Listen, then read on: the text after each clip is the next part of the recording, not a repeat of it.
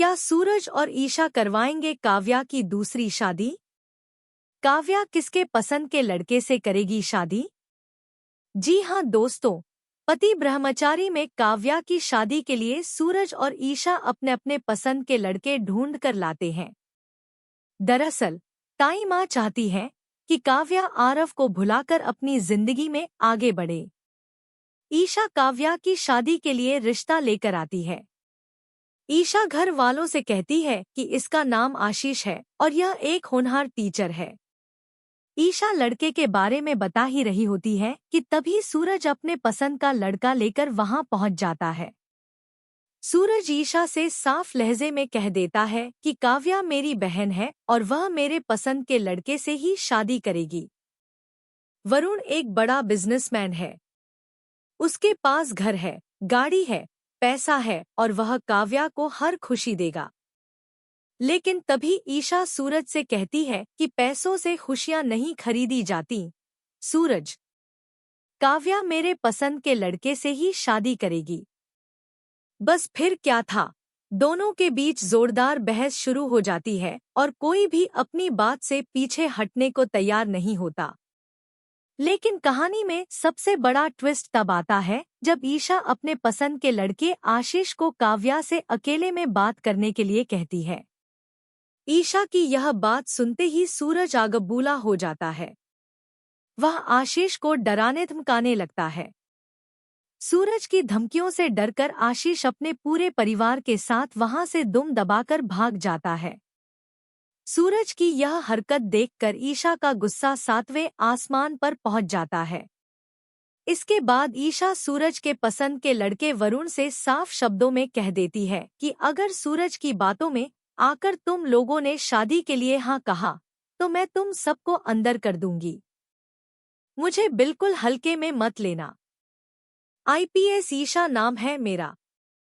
ईशा की यह धमकी सुनते ही वरुण के भी होश उड़ जाते हैं। वह तुरंत सूरज से कहता है कि दादा भाई, एक तरफ आप हैं और दूसरी तरफ आईपीएस ईशा। दादा भाई, हमें माफ कर दीजिए, हम यह शादी नहीं कर सकते। इतना कहकर वरुण अपने पूरे परिवार के साथ वहां से चला जाता है। अब सबसे बड़ा सवाल यही है कि क्या काव्या सच में आरव को भुलाकर अपनी जिंदगी में आगे बढ़ पाएगी, या फिर कहानी में कोई ऐसा नया ट्विस्ट आएगा जिससे आरव की दोबारा वापसी होगी।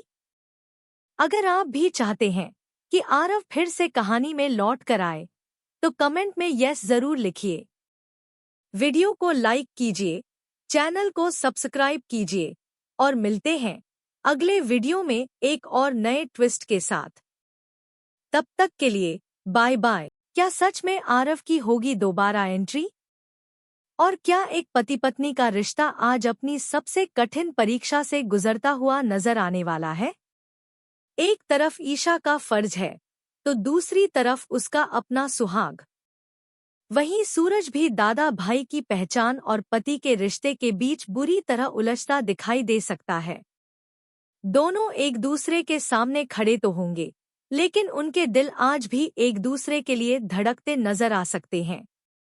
अब कहानी का सबसे भावुक मोड़ अभी बाकी है, क्योंकि सूरज की गिरफ्तारी के बाद एक ऐसा फैसला सामने आ सकता है जो दोनों के रिश्ते की दिशा हमेशा के लिए बदल सकता है।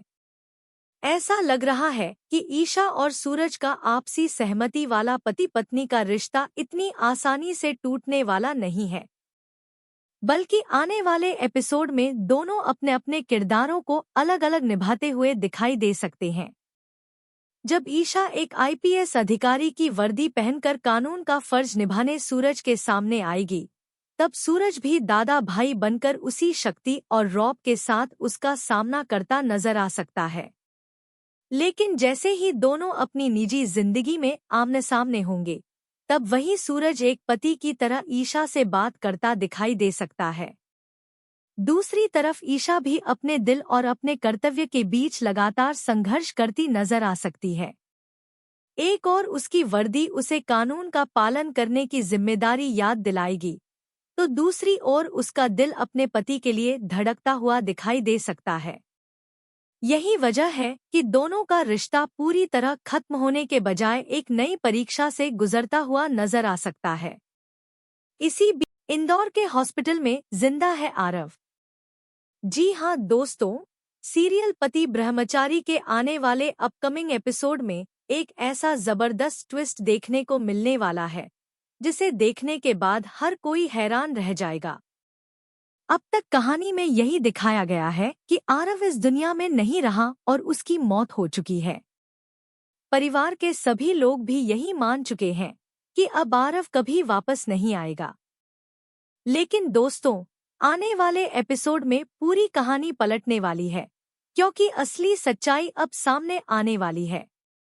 दरअसल आरव की मौत नहीं हुई है, वह पूरी तरह से जिंदा है और उसे इंदौर के एक हॉस्पिटल में बेहद गुप्त तरीके से रखा गया है। हॉस्पिटल में जिस शख्स के जिंदा होने की झलक दिखाई जा रही है वह कोई और नहीं बल्कि खुद आरव है।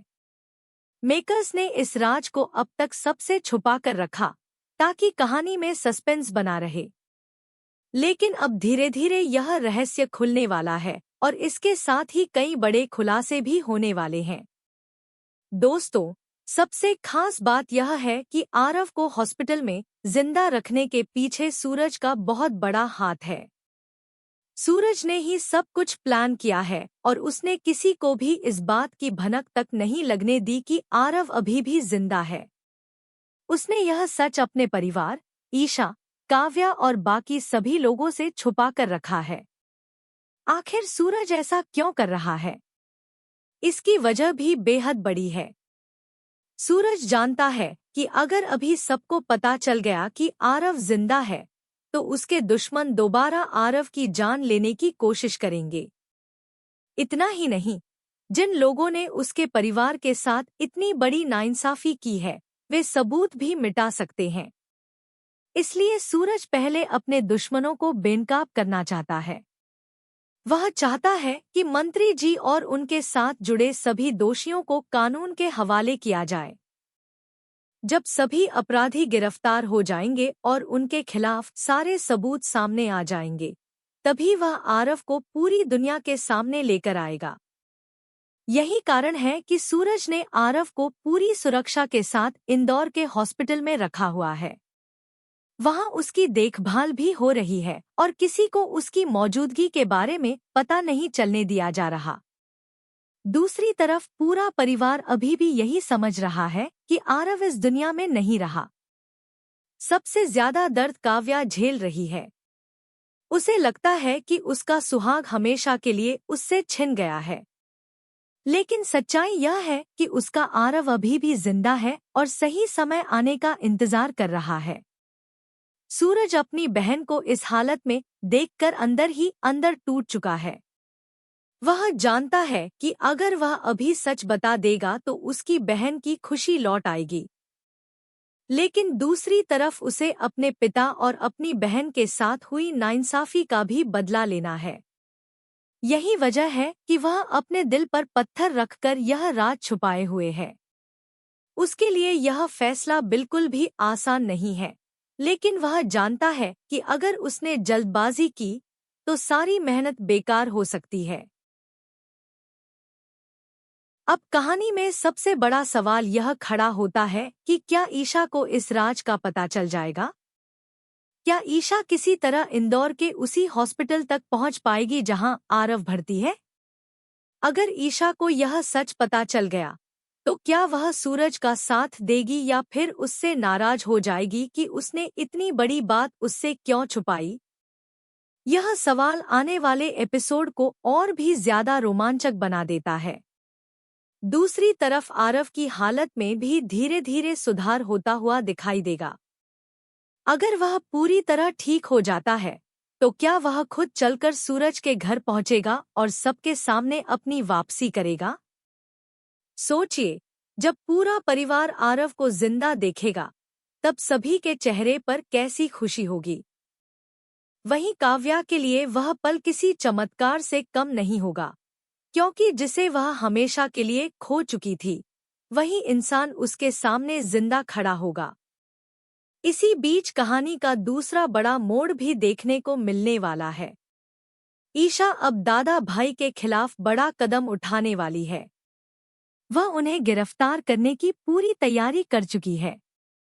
लेकिन इसी दौरान सूरज भी ईशा के सामने एक ऐसा सच रखने वाला है जो पूरी कहानी की दिशा बदल देगा। सूरज आखिरकार ईशा को बता देगा कि असली दादा भाई कौन है और अब तक पर्दे के पीछे कौन सारे खेल खेल रहा था। अब देखने वाली बात यह होगी कि जब ईशा को एक साथ इतने बड़े बड़े सच पता चलेंगे तब वह क्या फैसला लेगी। क्या वह सूरज की मजबूरी को समझ पाएगी? क्या दोनों मिलकर मंत्री जी और बाकी अपराधियों के खिलाफ सबूत जुटाएंगे? या फिर इन दोनों के रिश्ते में गलतफहमियां पैदा हो जाएंगी? इन सभी सवालों के जवाब आने वाले एपिसोड में मिलने वाले हैं। एक तरफ आरव के जिंदा होने का सबसे बड़ा रहस्य, दूसरी तरफ दादा भाई की सच्चाई और तीसरी तरफ मंत्री जी की गिरफ्तारी की तैयारी।